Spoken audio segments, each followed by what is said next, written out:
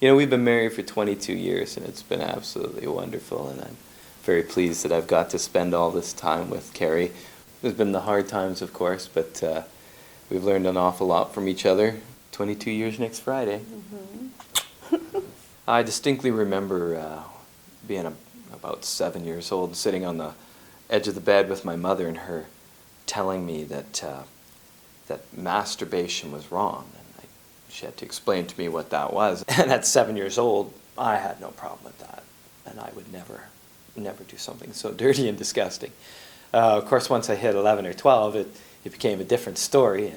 Over at friends' houses, when their dads had Playboys or that sort of thing, and look at them with my friends, and I found it very, very exciting, and was started to want to see more of that, and of course the masturbation went along with that.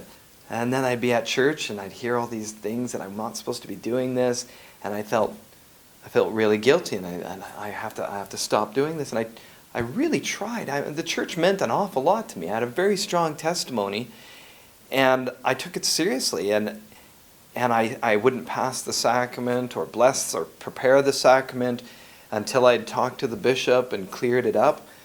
And I didn't seem to matter what I did, and I was always looking for something to help me. And I started to feel like I wasn't good enough, like there was obviously something wrong with me, because I couldn't stop this horrible, wicked sin.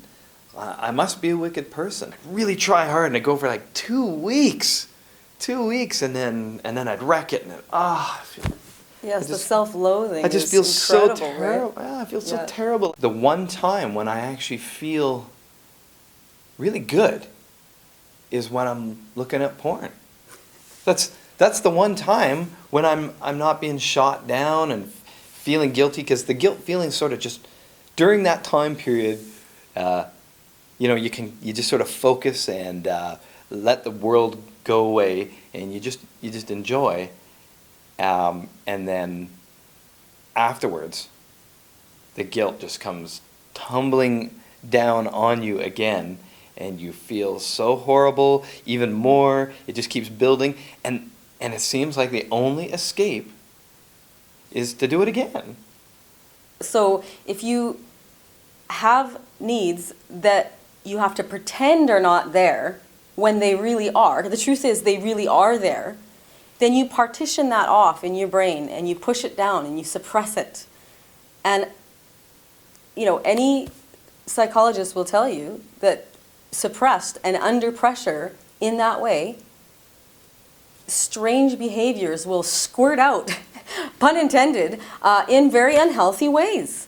And you need to bring it to the surface and address it and deal with it and find healthy ways of talking about it and dealing with it, not just suppress and pretend that it's not there, because it is there. I remember going down to the Sprague drug and looking around and pulling that magazine off the top shelf, and my hands would be shaking, as I'm opening this, I'm shaking, looking at these pictures, and everything's looking mixed around, in, and it's guilt and fear and excitement and everything. It, it was amazing, incredible, Yeah.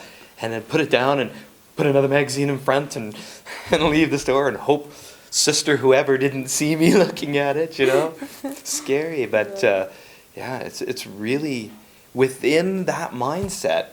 Pornography will destroy you. It will. It will destroy you.